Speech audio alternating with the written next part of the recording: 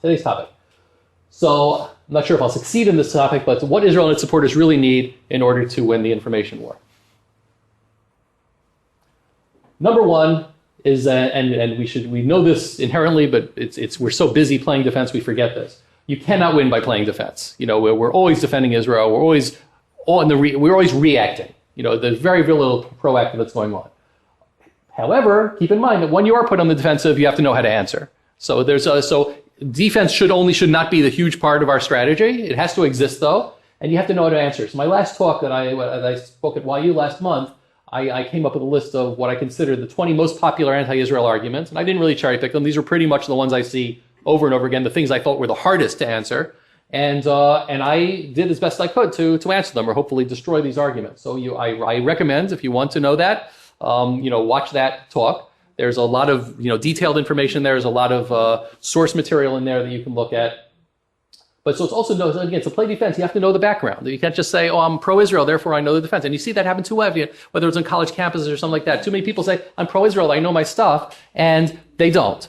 They really, it takes time, it takes research. You've got to know the history, you've got to know the legal arguments, you got to know the emotional, the religious arguments, the cultural arguments. You have to know this stuff. You can't just pretend you know it, because that's worse than anything. When you make arguments and you don't know what you're talking about, and then the other side demolishes you, that's terrible. So if you don't know your stuff, don't jump in to the fray. It's better to not answer them and just ignore it, or better to find somebody else to answer it if it's worth it. And you have to think about the venue. And I'm not going to talk. I talk about this in other times, but look at what the venue is. You're not arguing against the other person. You're not going to convince the other person, because the other person is usually already dyed-in-the-wool Israel hater. So you're not going to convince them.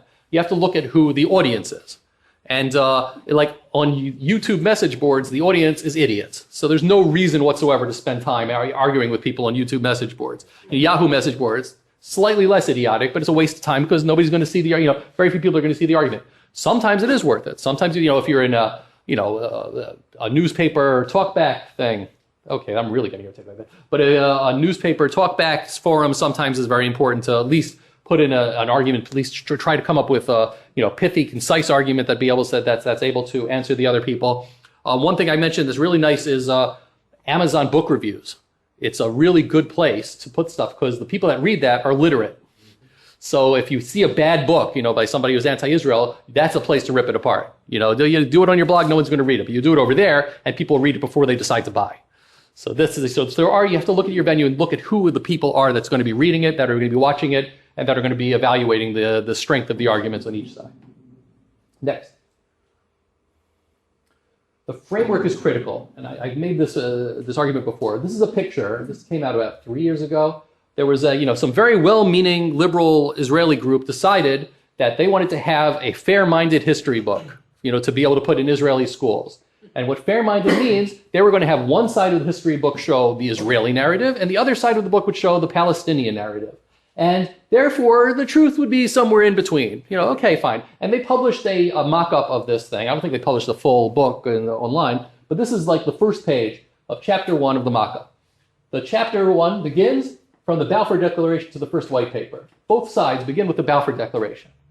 And if you see this should be bothering you, because if the narrative, we're not talking narratives over here, competing narratives, if you start each narrative in 1917, we've already lost the argument. It's too late. Because the framework is history begins in 1917. Jews came from elsewhere to, go into the land that wasn't theirs.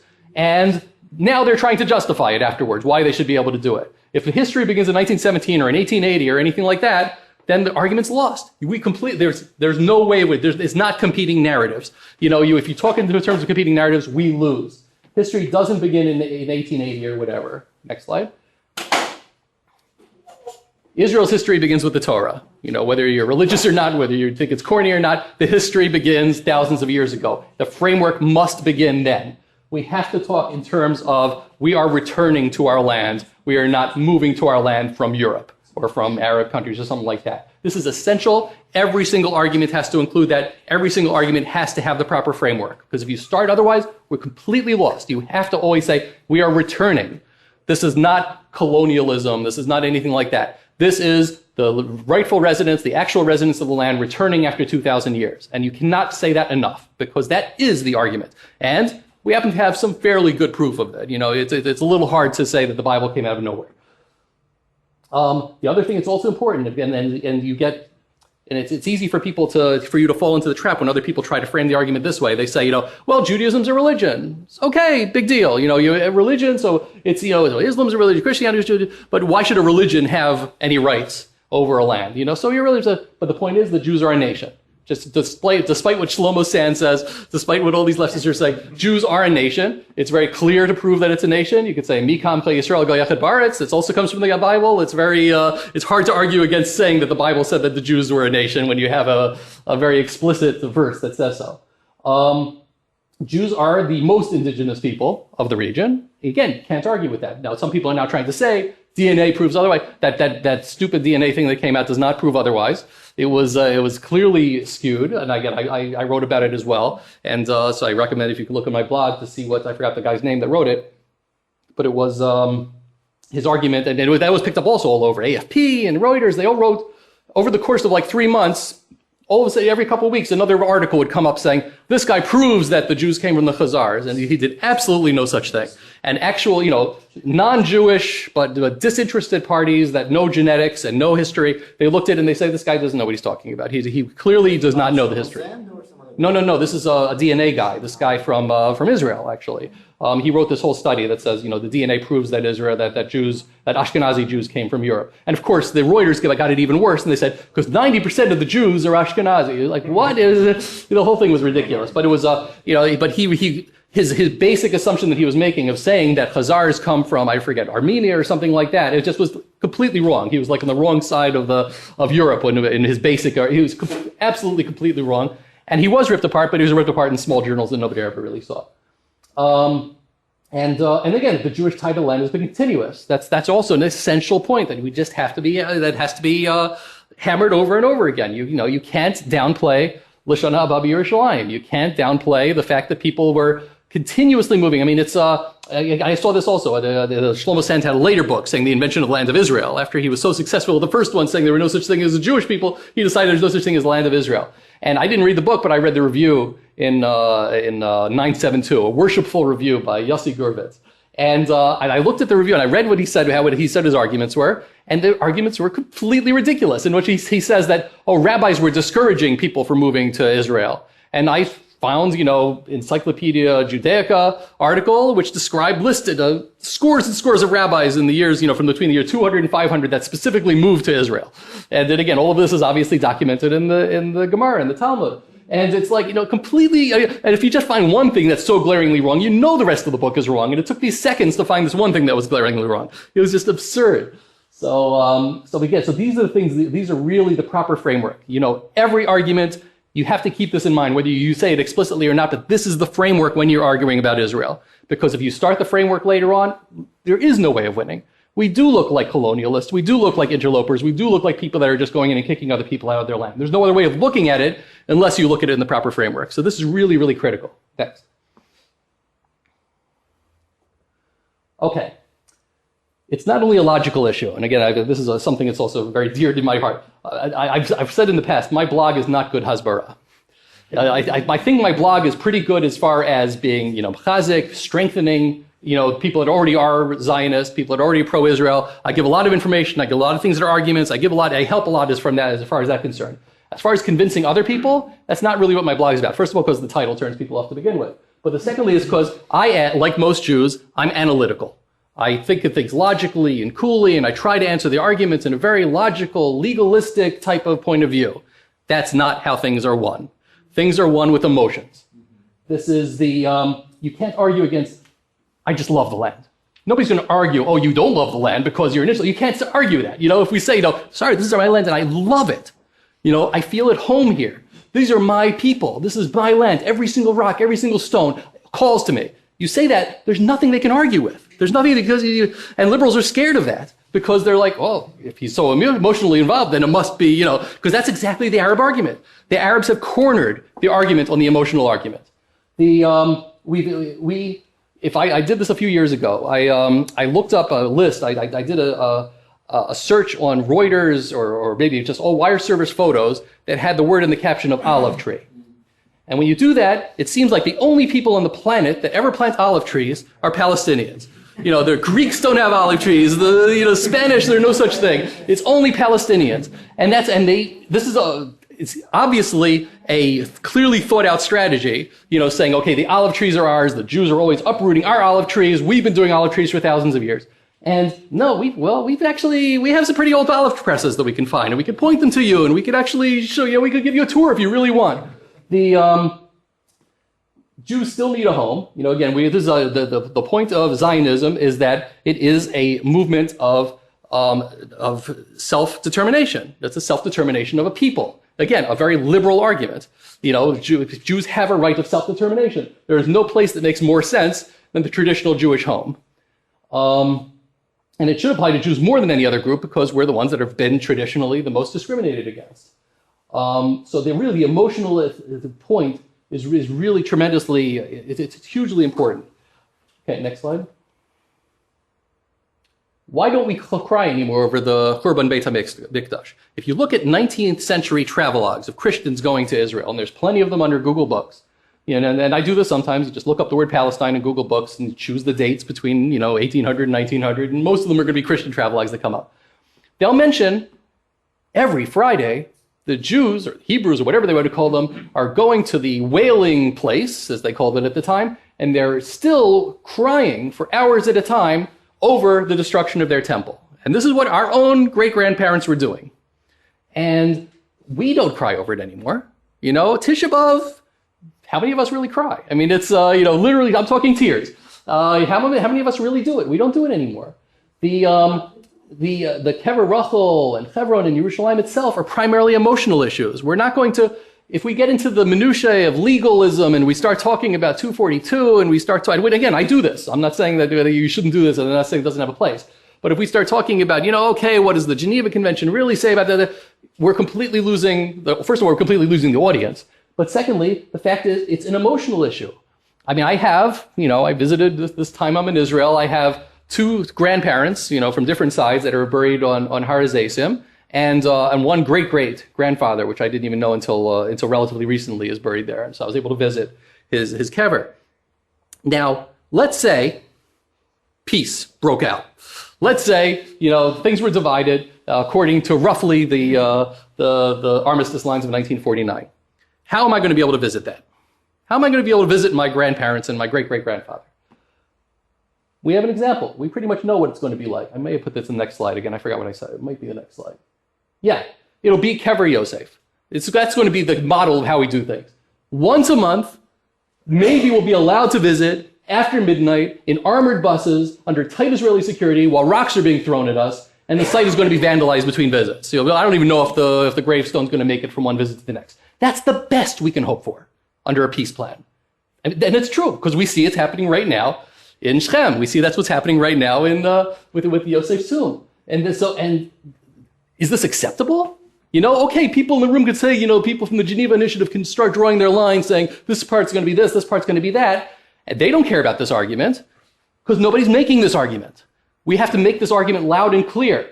Okay, so even if you yourself don't know the legalisms and being able to argue, and again, I think that's, even though I hold that the legal arguments that for Israel being able to hold on to, to the territories are fairly strong, let's face it, the Jews are making those arguments. You're not going to find very many non-Jewish scholars that are going to be doing that.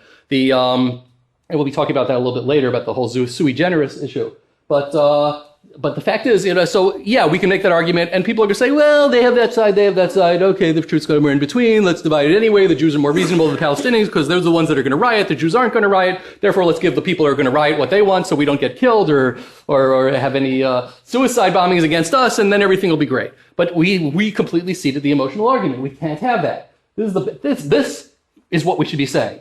You're saying this, you're telling me Kever Yosef is what we want? You're telling me this is the best, because this is how the Palestinian Authority, the most, moderate leader of the Palestinians, are allowing us to visit our holy sites today. How's it going to be any better? Somebody describe to me how it's going to be better. Somebody tell me practically, step by step, how it's possible that I'm going to be able to visit my grandparents without being under danger, without doing it in the middle of the night, or without being under huge security presence.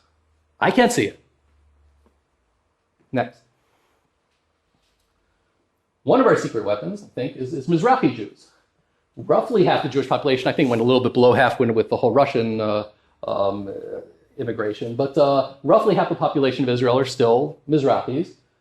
Any way you look at it, they're indigenous. So, people always say, oh, Europeans coming in, blah, blah, blah. Helen Thomas saying, well, go back to Europe. Well, half of us were from the area. They understand the emotional component better than most because in general, the Edot Mizrach are emotional people. Again, I'm not trying to, pigeonhole anybody, but I think this is a good thing. In fact, it's like, again, this is a personal thing. Now I'm saying Kaddish, so I'm running around trying to find minyanim here and there in Yerushalayim. So very often the only place I could find is an Edot Mizrach shul. And then again, I'm not as familiar, but I look at the text, there's a lot more emotion in their text of their Siddurim. It's just built in a lot more. The way they have their Kaddish also, it's just, there's a lot. It's like, wow, because you get used to what you were saying, Ashkenaz, you read it, it's like, they're really, these guys are hardcore. It's really something. And they also know from firsthand, or at least from second generation experience, how tolerant Arabs are with Jews. I mean, the Muslims, they say, oh, the Jews they were living under us, we lived together and it was wonderful and this and that. And okay, compared to the pogroms in Russia, yeah, it's true. But don't tell me that they were equal. They weren't. It wasn't a tolerant state. And if you read what they're saying right now, the best they can hope for is, again, the Jews being second-class citizens, and we'll take care of them. They pay the jizya tax to us, and everything will be great. So they know, what they're talking about. We need to use them more in their arguments, because everybody that's arguing right now is, generally European, the answers are trying to use the logical arguments. We have to use them more. Next.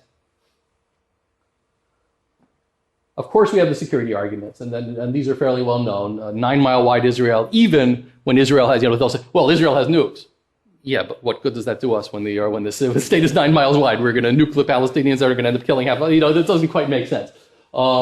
Is it even possible? Should we even consider that a shoulder-mounted rocket should be able to knock down planes that are going to Ben Gurion Airport? And the answer isn't, oh, we'll equip Ben Gurion planes with, anti-rocket defenses. That's not quite the way we need to do that. And we're doing too much of that right now, of course. I'm not going to say anything bad about Iron Dome, God forbid. I'm not going to say anything like that. But too much of our thinking right now is, okay, how best can we hunker down and stop things from happening? How best do we defend ourselves in this?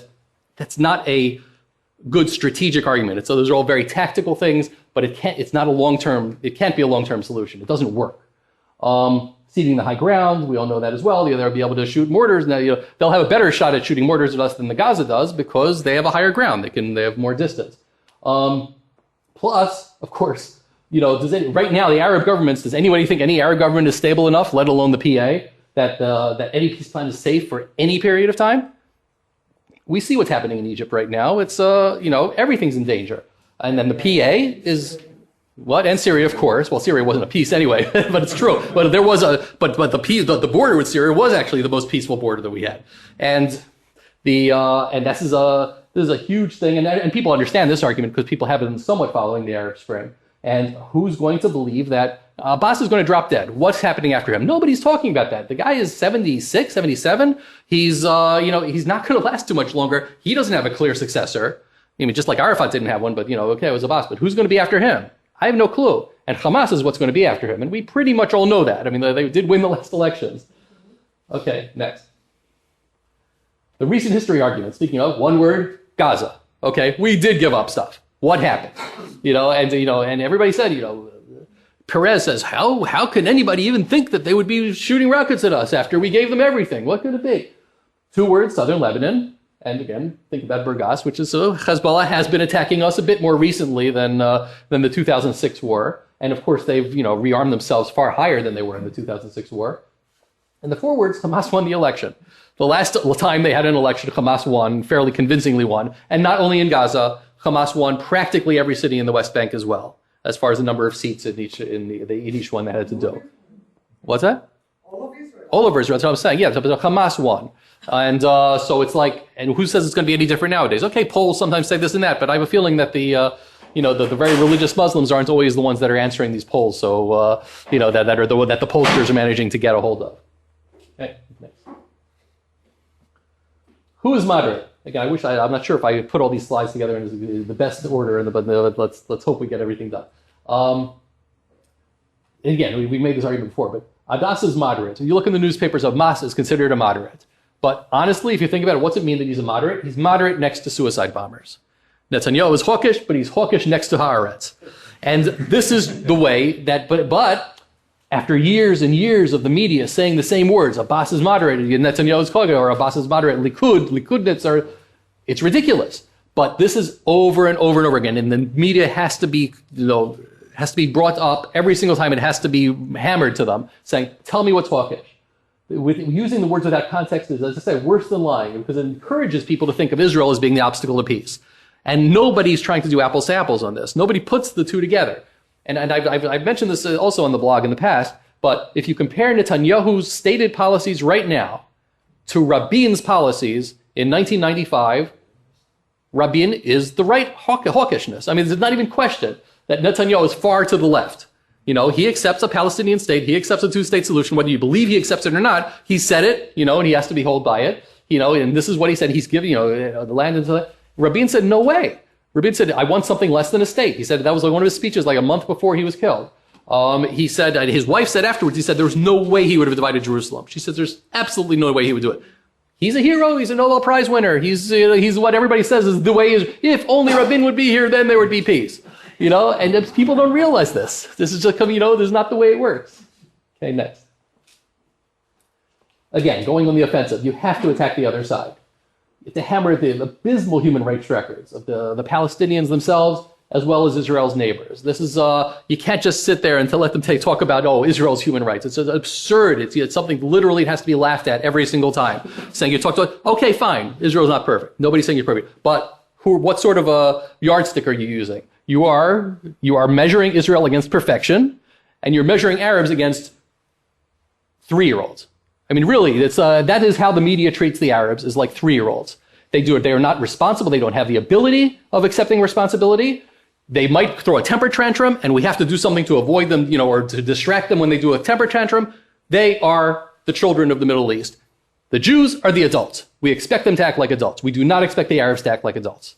And this is, again, this is the media. What? That's racism. Of course it's racism. It's exactly racism. And this is the text behind all media coverage of Israel and the Arabs. And you think about it. You can't come up with a counterexample. This is really the way it is. Egypt, okay, so they're raping women in the square. It's really terrible. Yeah, it's bad. What can you do this? It's like, okay, yeah, they'll, really, sorry, you really shouldn't do that.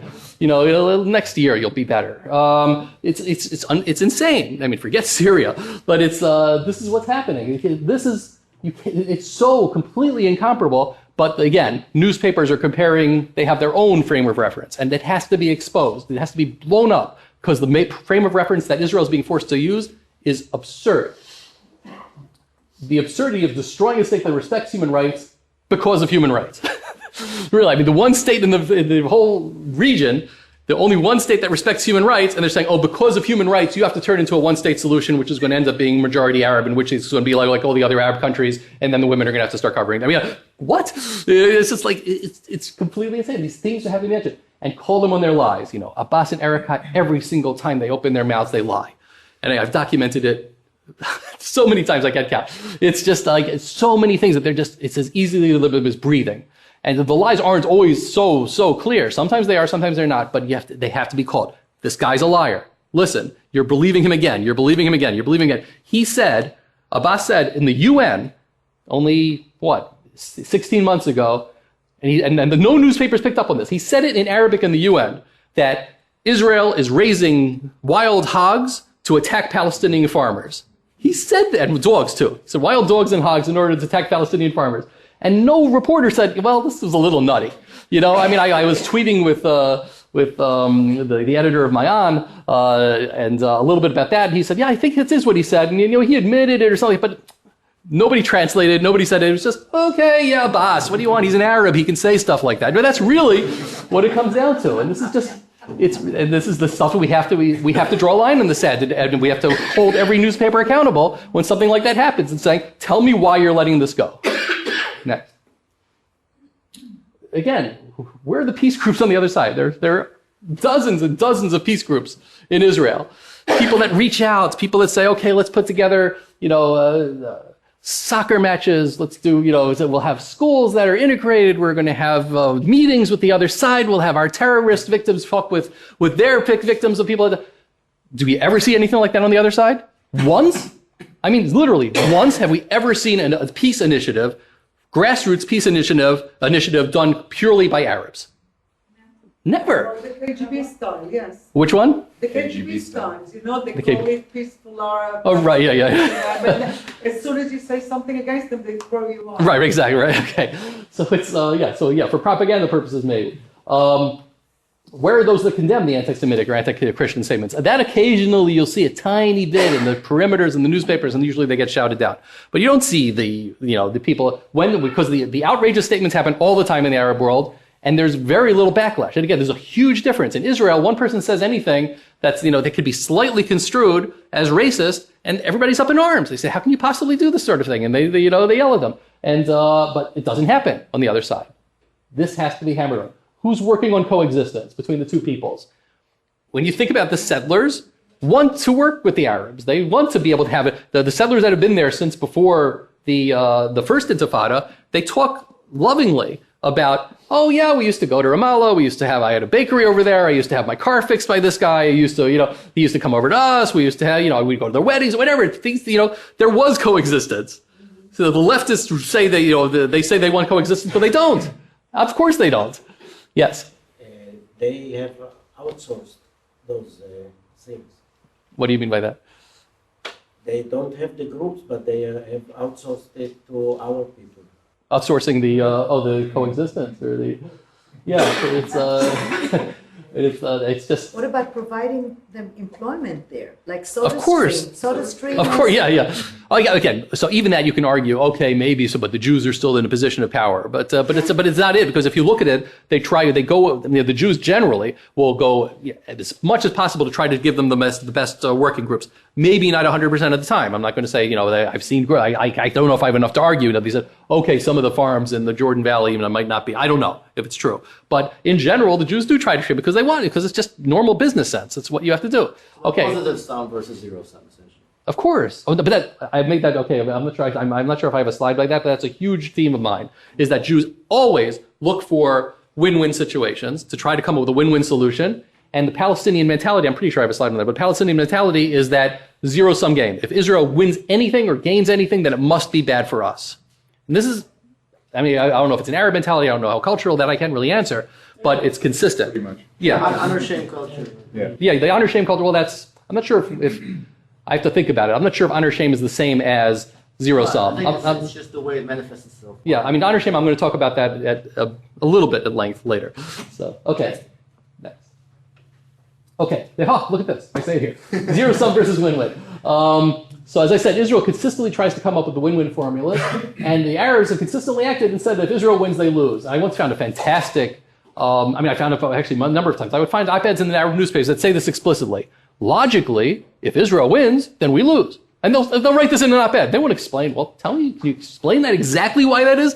Because, Israel's trying really hard to, and Israel, come on, this is what the Zionists have been doing since the 20s. They said, we're going to build the economy, we're going to make it better for everybody, the Arabs are going to end up being more, and it did work. More Arabs ended up coming in because this is where they can get more salary, and this is all well documented, but it didn't translate into goodwill. And people still have that theory saying, well, if we just act like this, then it's going to translate into goodwill and they're going to like us or they're going to love us. Which is another argument I'll talk about later, the if-then fallacy. We think if we do this, then they're going to naturally do this. And it's not true.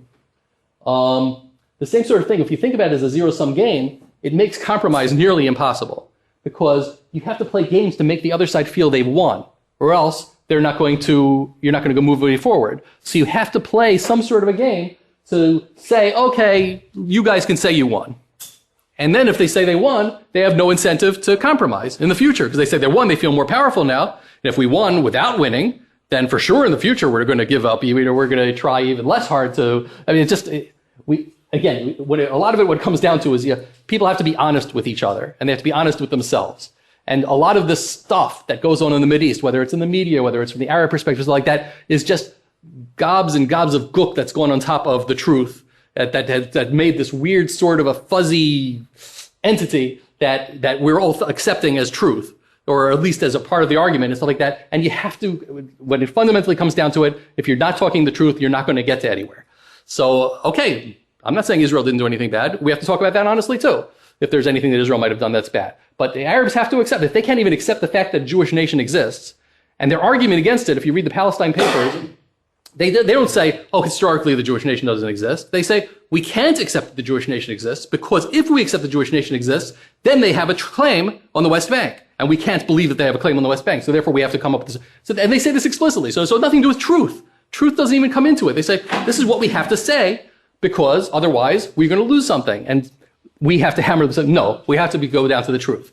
Okay? It doesn't mean we're not going to compromise with you. But if you're not going to be able to admit the truth, how can we have peace with anybody that's going to be lying to us or lying to yourselves? It's just not going to happen. Okay, next. Use liberal terminology. Yes, we're for human rights for Palestinians in Arab lands. Of course, yeah, we want human rights for Palestinians too. And the way I like to say it is that we're Jews, we have rights. We have, right of self-determination, right to be able to live in safety, right to live in security. Within our land, we have these rights. Everything we could possibly do to give Palestinians rights that are not going to conflict with our rights, we should be giving them. As long as it doesn't, as long as our rights aren't impinged, absolutely. There's no reason why we should be doing anything negative to them. There's no reason they should be humiliated. There's no reason we should be treating them as second-class citizens. And listen, I honestly believe that, and I hope that the government of Israel honestly believes that, because that is the way we should be. The fact is, yes, we want them to have as many rights as possible, but don't start messing with my rights. But in Arab lands, who's fighting for Palestinian human rights in Arab lands? Who out there of the supposedly pro-Palestinian crowd is saying, Palestinians that live in Arab lands that want to become citizens should really be able to become citizens if they want to. Voluntarily. I'm not saying that they should be forced to become citizens, but the ones that want to should be given that option. Why is this a big deal? Because in the Arab League, the rule is that any Arab can become a citizen of every other Arab country except Palestinians. This is an Arab League rule from the late 50s. They came up with this rule. Except Palestinians, they're explicitly excluded. So, isn't this racism? Isn't this bigotry against Palestinians? Where are the human rights, groups that are talking about this? In Lebanon, over the years, about 50,000 Palestinians, they opened up a loophole in which 50,000 Palestinians were allowed to become citizens. They jumped at it. In Egypt, just last year, the court case was a couple of years ago, but just last year they actually started enforcing it, saying, before we used to say that you were an Egyptian if your fathers were Egyptian. Now we're going to allow mothers, if you're Egyptian, to become Egyptian. And all these Palestinians in Gaza who are from mixed marriages, all of a sudden became Egyptian citizens, or all of a sudden it became possible for them to apply for Egyptian citizenship. Thousands did it. None of them said, no, I'm Palestinian. I love my Palestinian land. I want to keep my separate identity. Nobody, if they had, maybe some of them did, I don't know. But I didn't hear anybody saying it for themselves. It's always their leaders that say, well, we believe. But Hamas's Zahar, I'm pretty sure, it was Mahmoud Zahar he took Egyptian citizenship when this happened, saying, well, I want to vote in the next elections in Egypt, so I think it's important for me to be able to do that. But he took Egyptian citizenship. That's dual loyalty right there. Of course, yeah, right. That's acute. People will be very upset if we accuse them of dual loyalty, I'm sure. Self-determination, we said this before. Yes, liberal terminology. We support self-determination for the Jewish nation. Yes, I'm sorry. I wanted to ask you, why do you use the term Palestinians? Usually, over here, this is the way I'm talking to other people. I almost always use Palestinian Arabs. Over here as a shortcut, sometimes I say Palestinians. Over here, if you're talking to liberals, you're talking to liberals. You got to use their terminology. Again, I don't want to get distracted from the argument. So I agree 100%. I like saying Palestinian Arabs as opposed to Palestinian Jews. But sometimes, I don't want to be as slave. I have been fairly slavish about it on my blog. But sometimes, in reality, when you're actually doing an argument, it's just going to distract. So it doesn't make sense to really do it. And listen, everybody, the Israeli government has been calling them Palestinians for 30 years. It's a little bit hard. Menachem Begin used to say a Palestinian Arab. He was very makbid on that, but nothing's happened since then. So it's a hard. I like doing it because I like being accurate about it. But yeah, I agree. I just heard a new term today. What's this? Palestinian Israeli. Because Arab Israelis are. They've been talking about that for a while. That they're calling Israel Arab Israelis are being called Palestinian. Yeah, it's been a while. Yeah, that's nutty. Women's and LGBT rights, obviously, for Muslims. They should have those rights too. Nobody's talking. There are some groups here and there. I can't say that those groups don't exist. but well, LGBT doesn't. But women's rights, at least there are some groups that exist for Muslims. Freedom of expression by Arabs in the territories. I mean, Israel, for whatever reason, for some actually very stupid reason, fell down in the last Reporters Without Borders list of free countries from a perspective because they claimed that Israel was targeting reporters in Gaza. So Israel fell down like 20 places. But Israel was still ahead of, I believe, maybe one Arab nation, maybe the UAE, I don't remember. But the fact is, by Arabs in the territories, it's far worse. And not just Hamas, but on the PA also. Terrible as far as freedom of the press is concerned. You know, Khaled Abu Ta'ameh says it all the time. He describes what's happened with him. They have, that's why I read both the Fatah news and the Hamas news, because the only way of knowing what's going on with Fatah is reading the Hamas news. The only way of knowing what's in the Hamas is reading the Fatah news. It's true. It's just the way it is. They're not going to talk about stuff that they really shouldn't be talking about. And of course, freedom of the press. Okay, go on. Okay, the sui generis thing. There's a tremendous video that I just saw recently. I put it on my blog. I think it came out last summer for Robbie Sable, who's a professor of, I guess, international law. I forgot Hebrew. I don't remember where. Really, really great 10-minute video. Sui generis means things that were completely created from scratch from on a legal perspective. And he goes through about 10 different things that didn't exist before 1967. These rules just didn't exist in international law. And now they're accepted to varying degrees, you know, some of them more than others, within international law as being international law. They were clearly made only for Israel. The most obvious one that there are a few of them that actually came up. If you look at the Rome Statute, the thing that created the International Criminal Court, it talks about, you know, here are the Geneva rules that we say are considered crimes. These are the things we're going to be looking at, this and that. And then they have a specific thing talking about, you know, occupied territories. And it's just like, it's not even in the same realm of the everything else was like these dire things, genocide and this and that. And all of a sudden, occupation, you know, of occupied territories is considered one of the main things we're going to be looking at. Clearly, that was written only for Israel. There's no other possible reason for it. I've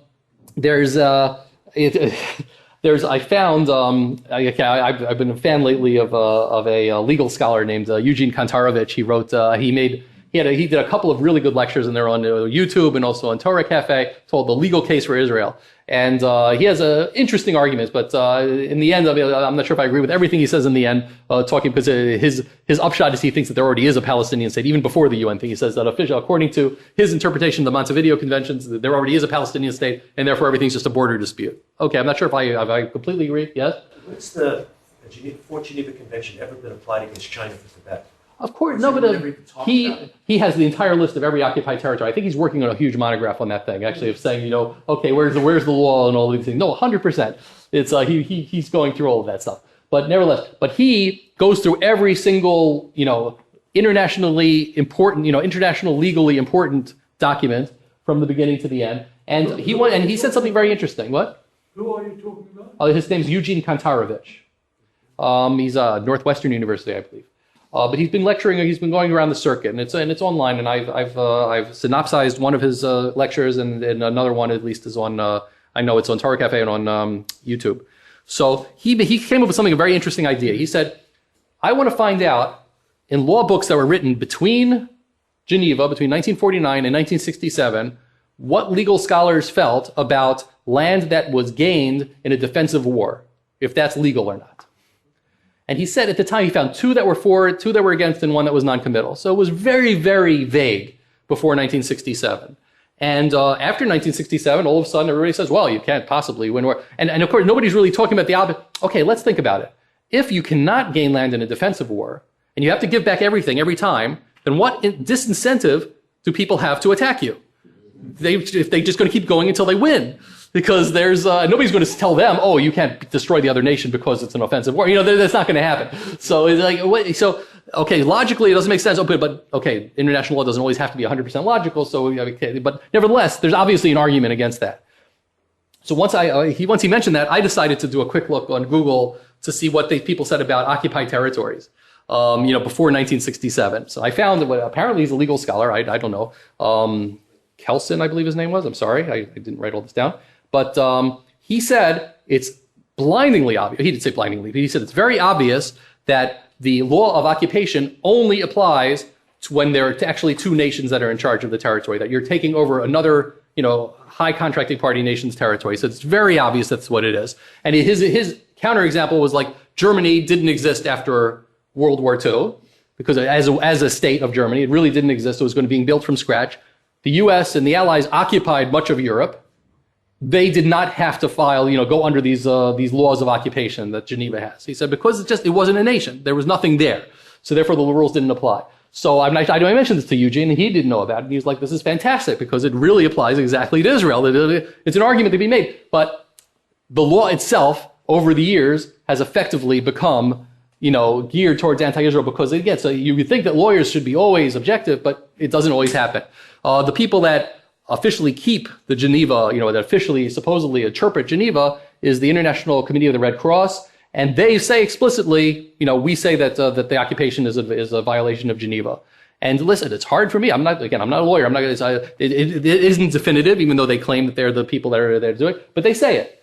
What do they base it on? They're basing it on their feelings when it comes down to it. Because obviously, if you look at the history of Geneva, and obviously that's not what they were talking about. It wasn't close to the situation of people voluntarily moving into this other territory. Okay. How does the United Nations Security Council relate to international law? Chapter 7 resolutions are considered international law in general. I think there might be some weird exceptions on this. Chapter 6 resolutions are not. Chapter 7 resolutions are. As far as I know, there have been no Chapter 7 resolutions against Israel that really affect it. There was one Chapter 6 resolution that mentioned the occupied territories. Eugene didn't mention. I've always been meaning to ask him specifically, are you telling me 100% this is Chapter 6? So there's one in 1977. I don't remember what year it was. But in general, that's the rule, is that to be true international law, it has to be Chapter 7. And there were a number of Chapter 7 resolutions against, Iraq or Iran or something like that. Those are few. But I don't believe there have been any against Israel. Again, I'm not a lawyer, so but I'm fairly sure. Because there's unclarity about it, that's why I asked you. Because what? There is some unclarity about it. A little bit. I've seen people argue that, okay, certain Chapter 6 resolutions might have the force of Chapter 7, and that's something that certainly, I'm not an expert in any of it, but I'm even less of an expert on. Okay, wishful thinking versus reality is another important thing to talk about. Lots of Westerners, really want to see peace. It's not that they're anti-Israel. It's that they truly want peace. And who doesn't? They really want peace. There's nothing wrong with it, but eventually that desire to see peace interferes with real ability of being able to see with your eyes. The Arab abuses, the incitement, the hate, the anti-Semitism are downplayed because they think if they ignore it, it's going to somehow go away. We don't need to mention it. There's no reason. It's just going to stir things up. It's going to get them upset, but it's on the contrary. The contrary is exposing them, shames them, and shame is the most effective tool that the West has. I think I moved the slide to the very end, so I'm going to go into that a little bit later. But I'm going to go into that in some detail later. But this is the honor shame stuff. But I think that is the most important thing for us to keep in mind out of everything from tonight. We'll get to that. But again, peace is great, but détente isn't too bad.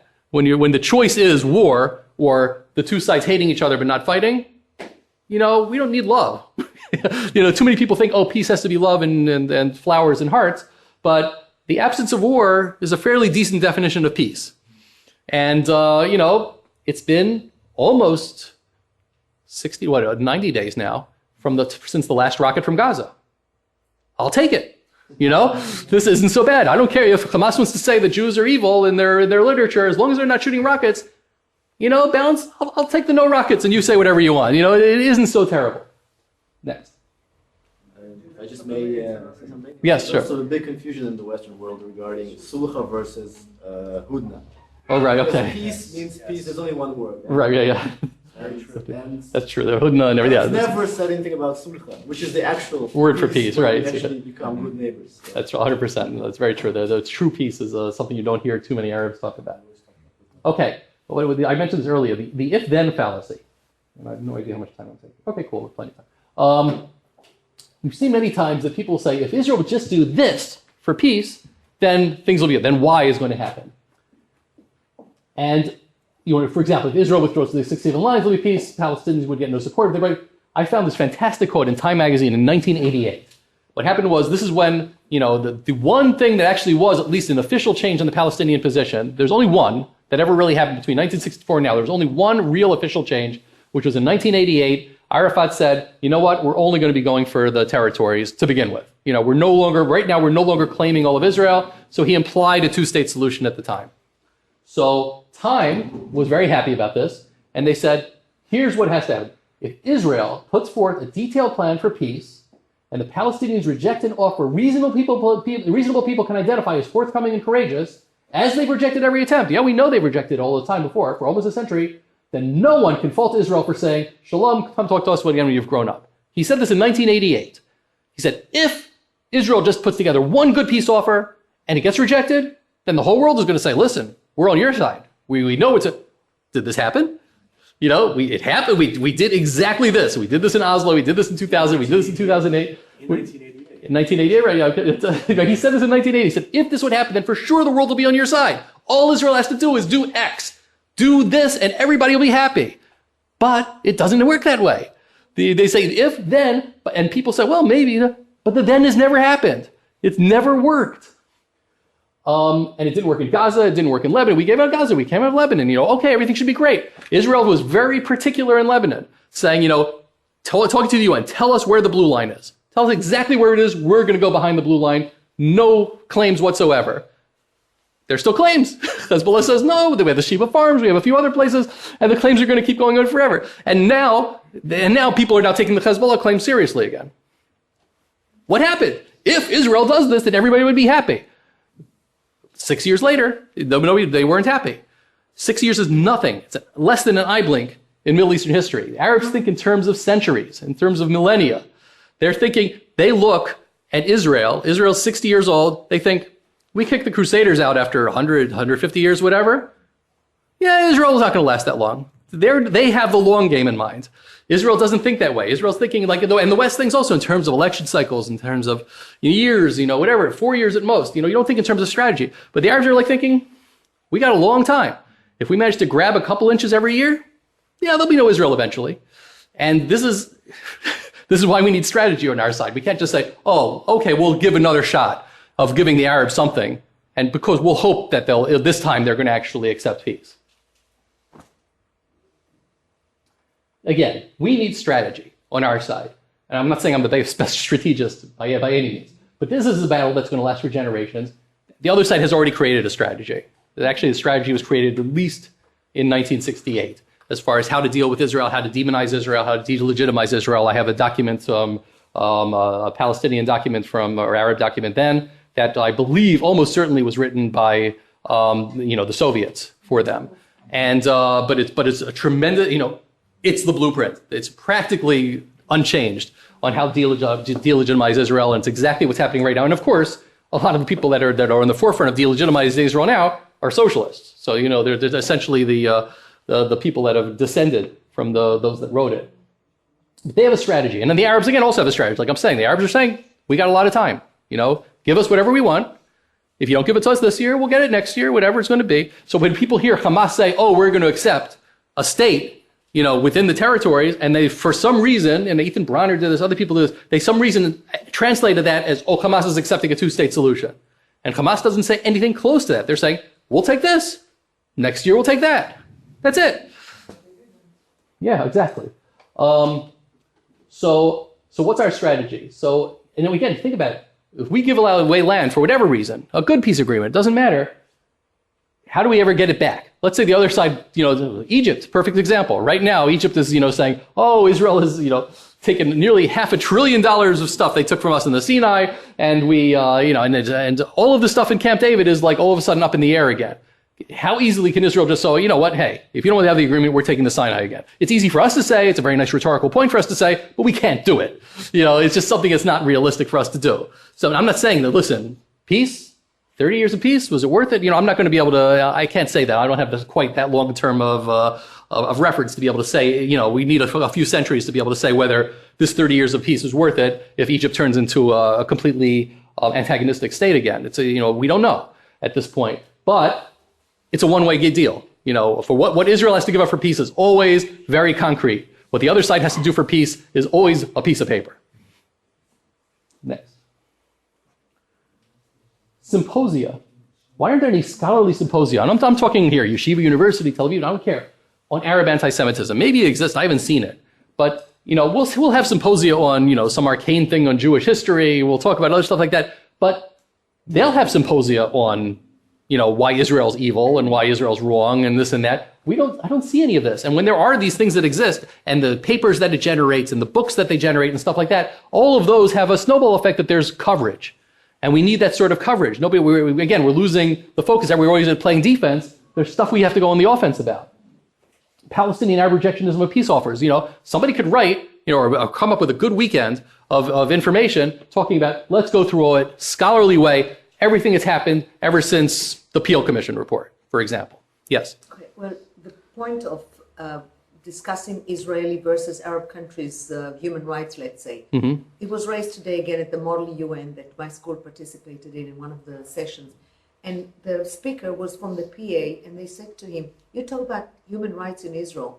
What about human rights in Arab countries? He said, I don't care about human rights in Arab countries. I live here. Okay. So, well, I mean... They live here. Well, again, are they talking, he's a Palestinian or he's an Arab or Israeli? He's an Arab who is from the PA. An Arab, if he's in the PA, then okay, you have your own PA. You're the people that are responsible for it. We don't govern the PA. You have your own rights. It's up to you. You have autonomy. They're using our democracy against us. Of course they are. No, certainly. But that's exactly what they're trying to do. Certainly. Even we can have a thing, the legal merits of the Levy report. Okay, the Levy report comes out, whether you agree with settlements, don't agree with the settlements, whatever. I haven't seen a good demolishing of the Levy report from a purely legal perspective. I haven't yet. There was one article that tried, but they were looking from, they're saying, well, UN resolutions, this and that, and this and that. But I never saw anyone do a good, and again, pro or con. Levy report, whether Netanyahu accepts it or not, whether Israel decides to go with it or not, we have a document out here. It was in the news. Let's take advantage of it and let's, get the lawyers from both sides to at least be able to say, what are the legal merits, or maybe it is garbage. I don't know. Yes. I think the answer to what you're saying is the fact that you're anonymous. Right. But the point is, as soon as someone comes out with something that goes against the screaming crowd, he's going to be shouted down and smeared and slandered. His life is over. It depends with who. I mean, I'm not, obviously Palestinians that are going to say anything for is going to happen. In Israel, you're telling me that people can't give an unapologetically argument towards the Levy report, even within Israel? That goes to what you're saying in terms of the defensive approach we're taking. I completely agree. Yes. I was thinking earlier to what you said about what should be done. Now, thinking back in history, I think also part of the problem is we're 25 people sitting in a room. Yeah. And you're one of the keys, you're a key blogger in this. Okay. Now, when you look back at an example would be Henry Ford used one of his printing presses to output the book, The Elder of Zion. Right. What happened was, I think MGM or one of the more Jewish-owned companies said, as you keep doing that, in every film we make, we're going to make sure that the cars that smash is a Ford. Yeah, okay.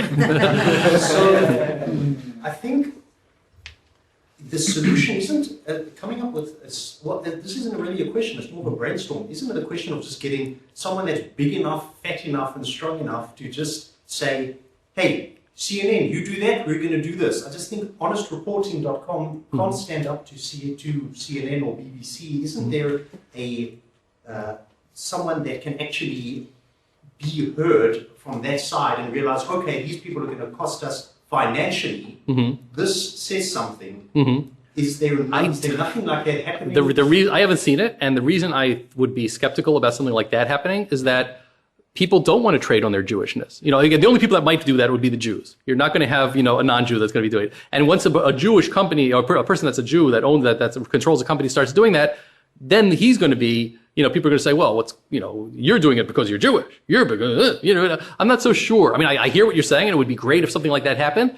I think that time might have passed already. That might have worked, 40, 50 years ago. I'm not sure if it could listen, I'm not saying don't try. If you have some, if you can get, Bill Gates to start saying statements like that, I'd be very happy. That would be a wonderful thing. I don't see how to get from here to there. I'm not saying it's a bad idea. I would love to know how to do it or what can be done. Zuckerberg's expressed his support for Israel. That's true. No, Zuckerberg's good, yes. It's just a question of if we can get him to do more than that. Yeah. Warren Buffett invested in Israel. He did, certainly. But does he say is he going beyond that and saying, hey, if you guys do this, I'm not going to do that? I'm not sure. Yes. I'd like to make a point on this point. Sure. What's interesting is that many news agencies, including the mainstream, have been finding themselves having to pick up items in the internet now blog sites like yours, Mhm. and a lot of the information that's out there, they have to cover their tracks. So there have been many instances that they had to pick up. A good example was Fox News. Remember the Turkish boat incident? Sure. Glenn Beck broke it, which really helped Israel. Yes. And he placed the film. So then everybody on the mainstream news, people ask, why don't you cover the story? And the story got so hot, they put it on. But a lot of internet sites had the film already, blog sites such as yours again. Sure. And then they were forced to do this because people like sitting here, a lot of them have Facebook, Twitter, and everything else, and blog sites that can. Yeah. I mean, one great thing, and again, this is not, you're talking slightly different things because you're talking media coverage and you're talking more corporate type stuff. But one of the best things that happened, and it could be for a few reasons that this happened, but is that when Morsi's statements bubbled up saying that the Jews are apes and pigs, and the media ignored it. I mean, Jerusalem Post had it, Memory had it, of course, but the media completely ignored it for a full week before a couple of things happened. One is that Richard Bahar from Forbes wrote a big article saying, "Isn't this a big story? I'm waiting for the New York Times or somebody else to pick up on this story. The leader of the nation that we're supporting in the Arab Spring has made these anti-Semitic statements. I think this is newsworthy." And he talked to other editors and asked them, "Wouldn't you say that's newsworthy?" And they go, "Yeah, it sounds like it's newsworthy." So therefore he threw down the gauntlet. And the New York Times the next day had a major story above the fold. Never happened. They've never talked about Palestinian incitement ever. But here above the fold, they had a thing about the Egyptians. It's possible to shame them. And that's part of certainly what I do and certainly what all the other bloggers are doing is saying, Twitter is fantastic because we can directly go to the reporters. We can directly go to they read the Twitter. They read the tweets. And this is a huge, huge thing. Twitter is a potential game changer to be able to get this sort of stuff to happen because everything else they could sort of ignore, but everybody can see if they've been tweeted to. And okay, it doesn't always work, but it's one of the best tools of the recent years that ever come about to be able to help bring this process along. So yeah, bloggers by themselves, they can sort of ignore, but when we know that it's brought to their attention, they have to at least say, "Hey, I don't think it's newsworthy." And again, the ombudsman and the different newspapers are also have to answer for these questions too. So things are getting slowly better. I mean, Camera and Honest Reporting do a tremendous job, and a lot of stuff. I spoke with Camera the other day. They spend a lot of time behind the scenes, cultivating relationships with editors and with the people in newspapers, the stuff we don't hear about. But they really do a lot of stuff in order to be able to get them to say, "Come on, now you've got to do something. Now you got to step up." And it's a hard job because it's every single tiny article is a whole new battle, and it's a huge battle each time to be able to bring it up. But it's it's a big thing. Just to Yes. conclude, Yes. as an example, and this is for anyone who happens to know Mark Zuckerberg, Yeah. the idea would be, for example, if he would say, "Listen, if you don't put this in the news when it's newsworthy, we're simply going to take CNN off of Facebook." Oh no, yeah, it would be no. And I'm just saying, but It would be great. No, it would be. Then he wouldn't have all his precious money. No, Yeah. I believe me. This will only. There's no the expression that there's no such thing as bad publicity. Any publicity is good publicity. Such a statement would immediately change the way things are happening. I mean, You're right. No, it would. I'm just saying this is standard procedure in corporate warfare. This is Yes. nothing. This No, is you're not right. bad You're, things. yeah. No, you're right. 100%. The game should be extended. We need to. Yeah, you're right. I don't know how to reach out to these people. So, but that's a very good point. We'll have another session on that. Okay. Okay. Next. We need another Exodus. The Exodus book and movie were probably the best things to ever happen for Israel. We were able to surf on that for decades. A little bit now, but mostly the older generation when it comes down to it. The kids don't care. They don't know who Paul Newman is. Cameras. What's that? These days we have 5 broken cameras. Right, exactly. Right, that's what it is. So, but we need. But even it doesn't even have to be. The point doesn't have to be Israel. But if it just happens to be an Israeli is a sympathetic character, okay, and it's not and the characters that are not defined by the conflict. The other side tries to define everything that happens in Israel to the conflict. I've talked about what I call occupation glasses. Everything they look at, if anything good happens in Israel, they're saying, well, they're doing it in order to whitewash the occupation. And anything bad that happens in Israel as well is because of the occupation. They want everything to be in terms of occupation. And the point is that, this is my last point over here, is that Palestinian Arabs, it's not like, Israeli Jews are saying, we don't like Arabs, we're against Arabs, we're this and that. It's orthogonal. It's like let them do whatever they want, as long as they don't bother us. This is our land. This is our thing. It's not like we're trying to put you down. You mess with us, we're going to mess back. But, your national aspirations to us are like Tibetan national aspirations. It's very nice. Or Kurdish national aspiration. Okay, do what you can. Have fun. If you go against us, we're going to fight back. If you do, if you want to create an Olympic team, I don't really care. But it's an orthogonal issue. It's not like we don't define ourselves in terms of them, but they think, the Palestinians think, and the anti-Israel groups all think that, everything Israel does is against Palestinians. And it's the exact opposite. It's not against, but it's not for. It's who cares?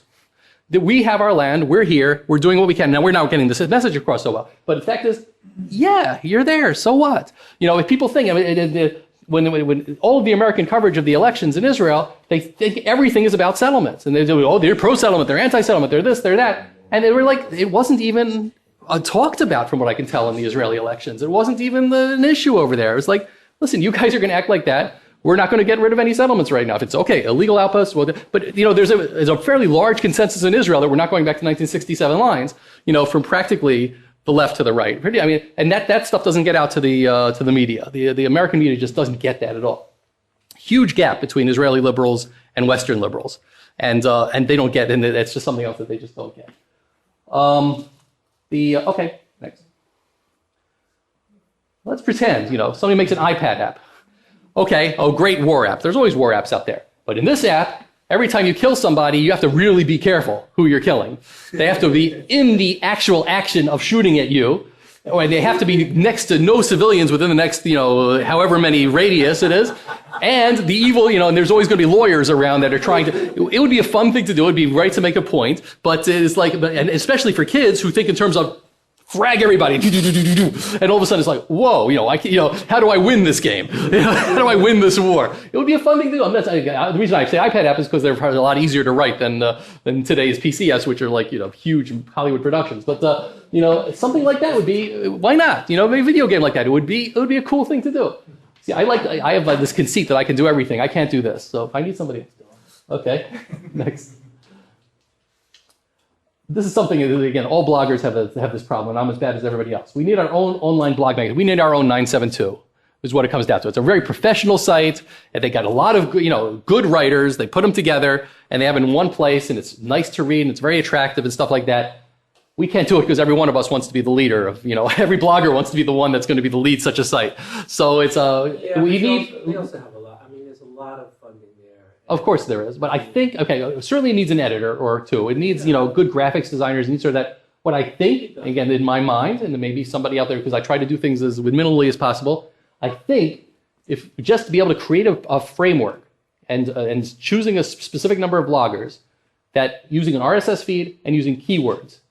If the blogger says this is something that should be in the magazine, because obviously not everything I write I would want to have into the glossy magazine, but if they just say this is an important one, I'm putting it as important, I'm putting a keyword, and then have that automatically RSS and then be able to create, I think it should be possible to do with a minimum amount of editing. I don't know, but I would love to have somebody be able to say, oh sure, I could do this. I think technically it shouldn't be a hard thing to do. Next. We need to hold groups to their own standards. This is a biggie. NGOs demand transparency, but they have none themselves.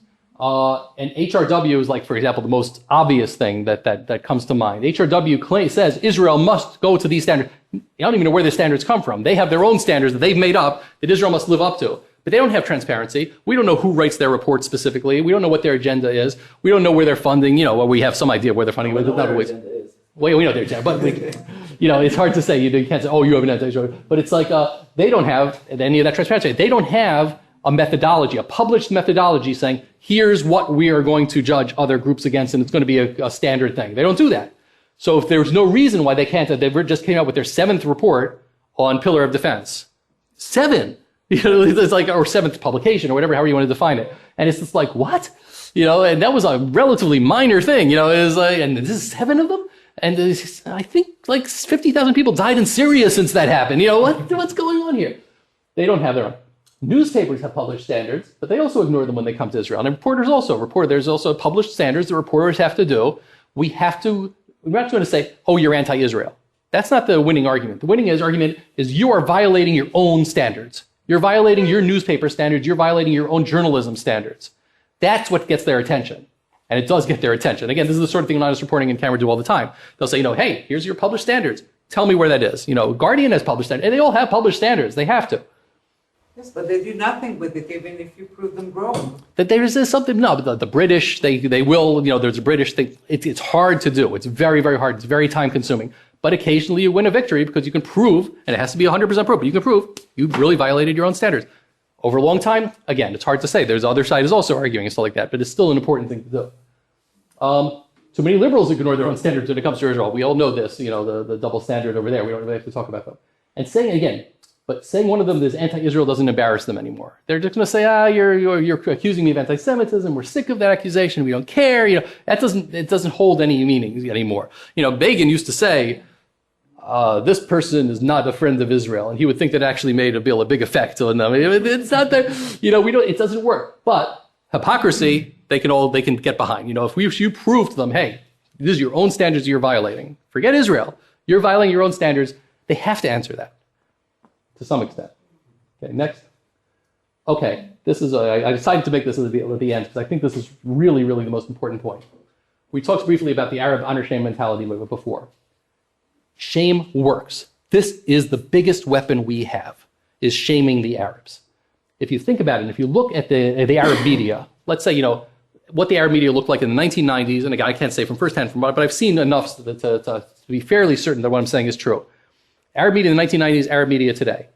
In the 1990s, explicit anti-Semitism, explicit hate, there was no embarrassment whatsoever as far as what they would say. Explicit lies they wouldn't say. Now, it's somewhat different. Okay, I'm still finding anti-Semitism. I'm still publishing it on my blog, but the fact is, and worse, it's getting worse in Egypt. It's really bad in Iraq for some reason. But the fact is, they will generally bend over backwards to say Zionists instead of Jews. They'll generally try to adhere to some form of Western journalistic standards. And the reason is because now we're in a networked world, and the people that are in their audience can compare to the rest of the world media. There is some pressure. And it's not just that. It's Hollywood. It's, Western value system is infiltrating the Arab society to some extent. And it's something they rail against. Certainly the Muslims are railing against this sort of thing happening. And sometimes for a good reason. They're railing against. They speak English, not when they speak Arabic. No, that's not 100% true. They're even in Arabic. It's not, again, I read the Arabic stuff. It's better. I'm sorry, it's okay. English is much better than it is in Arabic. But there's still some of it. Because again, they're still competing in the workplace. There's Al Arabiya that they have to fight against. They have Al Jazeera they have to fight against. And Al Jazeera has to have a certain set of standards in order to be able to go against CNN.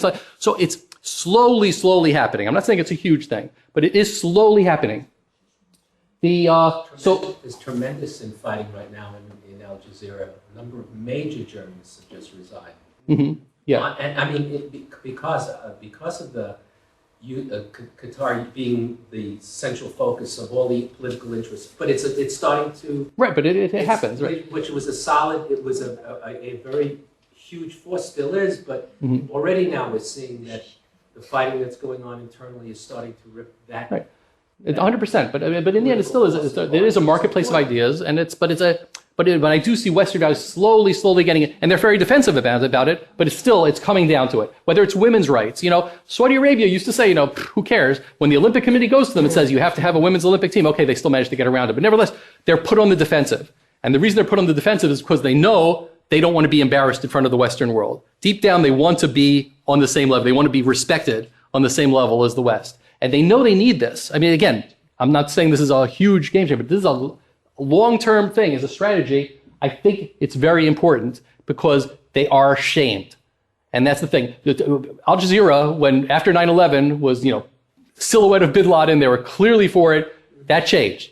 And the reason it changed, I believe, over time, is that, again, Western media and Western culture and this and that going into them, and they were embarrassed of being pro-terror. They had no problem, only 12 years ago, no problem being explicitly pro-terror.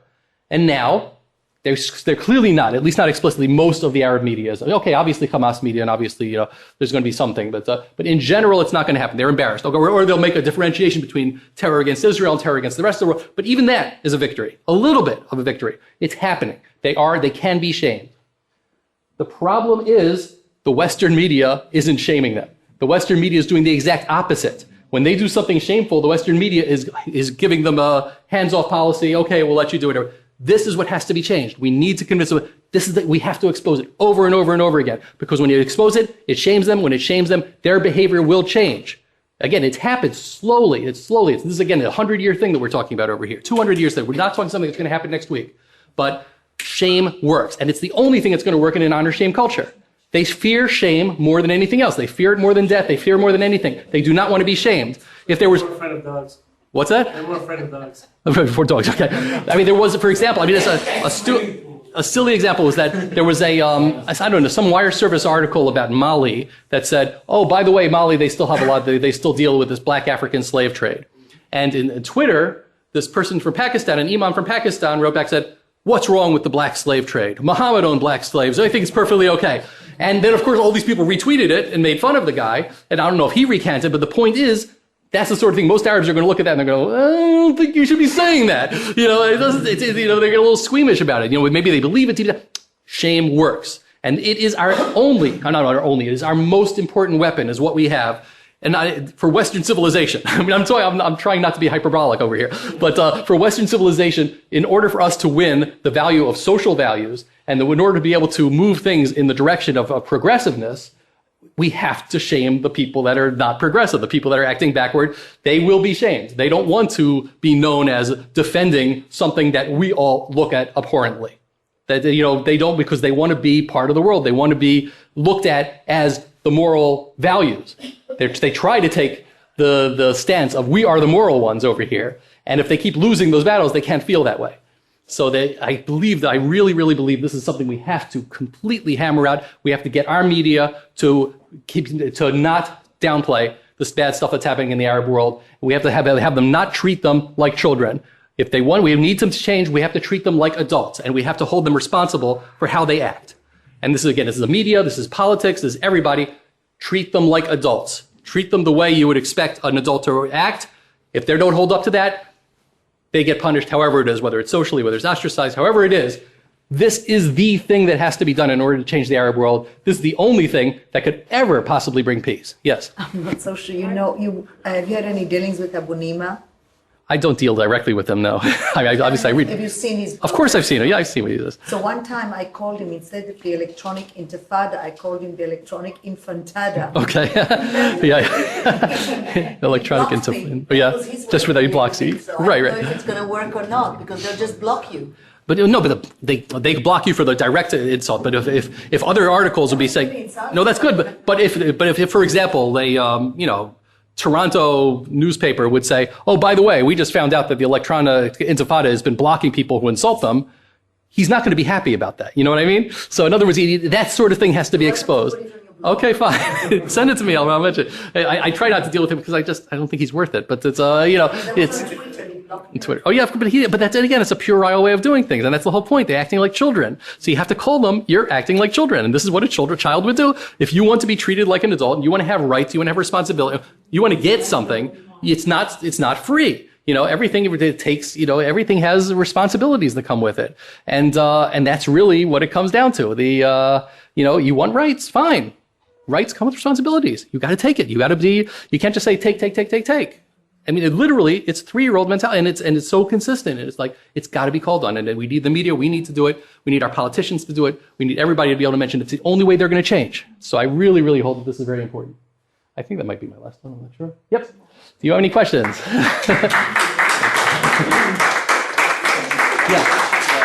That's responsibility, because that was an advertising campaign of Otzma Israel during the last election. Okay. And it was banned Really? on television in Israel. Really? They said it was racist.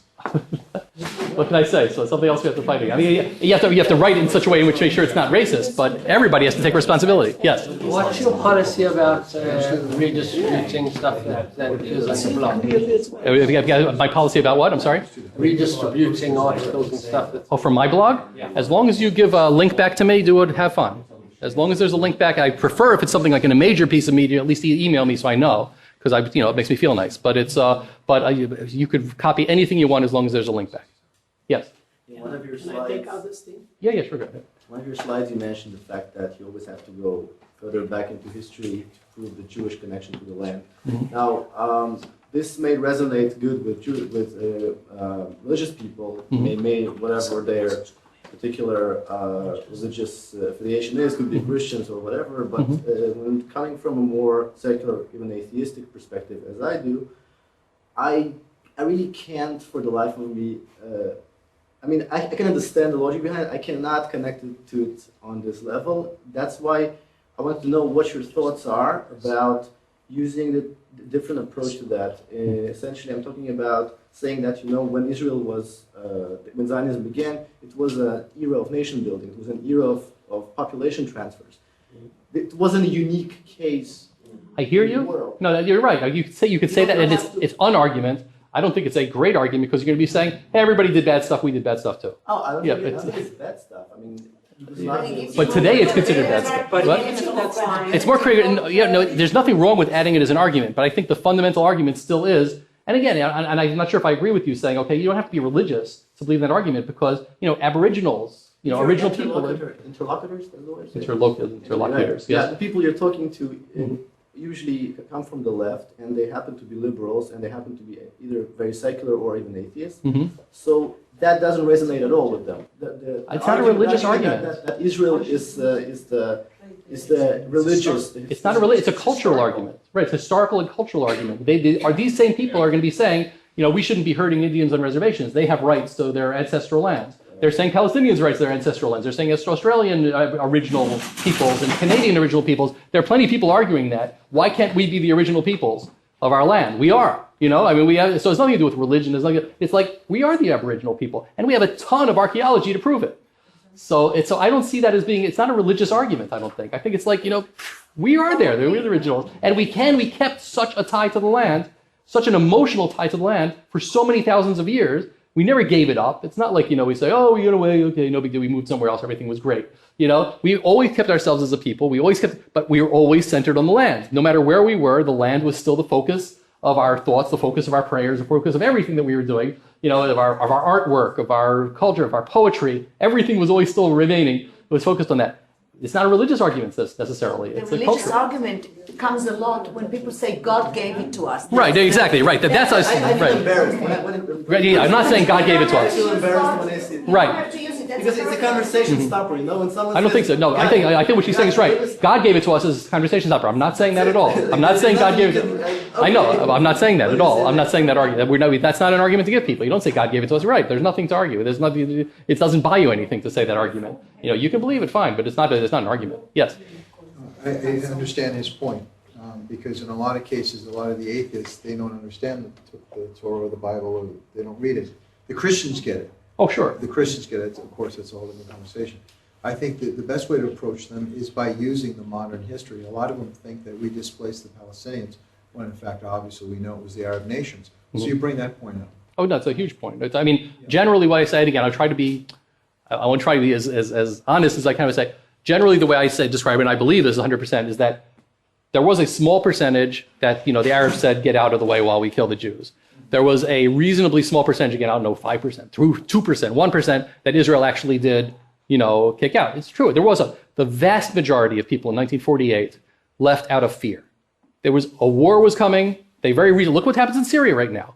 There was a war. There's things happening. They want to get the hell out. They don't want to be in the crossfire when this third thing happens. It was very reasonable that Palestinians felt that way.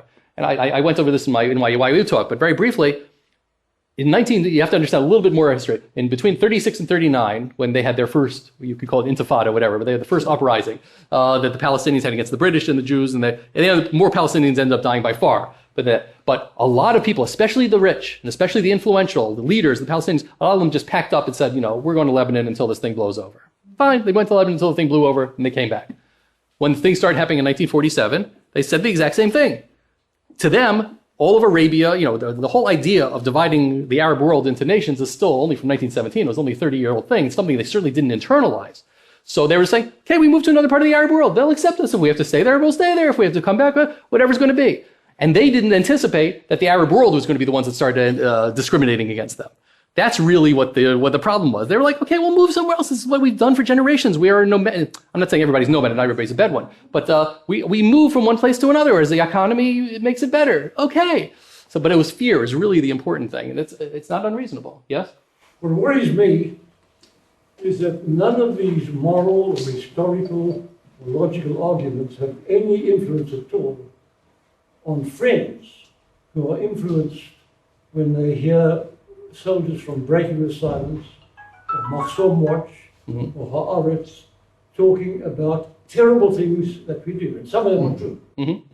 Yeah. And I think it's terribly important to know how to deal with those, more so than these theoretical arguments. To me, and again, it's easy for me to say this from not living here, so maybe I'm wrong. But for me, the answer is investigate it very seriously, and if people are guilty of this sort of thing, punish the hell out of them. It has to be done. We have to take it seriously. We can't just, if it looks like it's being whitewashed. That's the authorities don't deal with No, they protect them. I know. So that's something, okay. So that's something that has to be done within Israeli electorate in order to be able to fix that sort of thing. From my perspective, that's the only way to do it. We have to be consistent. If we're going to claim to be moral, we have to be moral with our own problems. And there's no... These are the real problems we have to deal with at the moment. It has to be dealt with. But in the meanwhile, I'm very hesitant to... Enemies who have been influenced. It's a lot of erstwhile friends. Right. But also, we could still contextualize it. There's people who fought against apartheid in South Africa. They believe sincerely in their own minds that Israel is I would even say, obscene state. That's how they feel today. Right. Particularly with the apartheid appellation that's given. And these are things we've got to concentrate on how to deal with. No, it's very important to me. Again, and it's hard. I try as much as I can for Achdut, for unity. So it's hard for me to say anything, just from my perspective of a blog, of saying anything that's going to, if I don't know the full story, I'd want to be as much Dan L'Chavskut as I can. But the fact is, whether it's bloggers or like you or whatever, to be able to say, so from my perspective, this is completely wrong, 100% wrong. I'm not going to condone it in any way, but look at what's happening. Contextualize it as well. You're right. It shouldn't happen. And Israel's wrong if they don't go after them. But next door, it's a billion times worse. Yeah. Because we have so many useful bloggers around here today, that we exert some influence on our foreign office. Write letters not only to the press, not only against bad articles, but write to our foreign office and our politicians. Write to the IDF spokesperson and say, why haven't you dealt with this? Or please give us credible information to enable us to deal with it. Agreed, 100%. We definitely need more information. That's the appeal I'm making to all the bloggers. I understand. You made that point. Very good. Any other questions? Great. Thank you very much.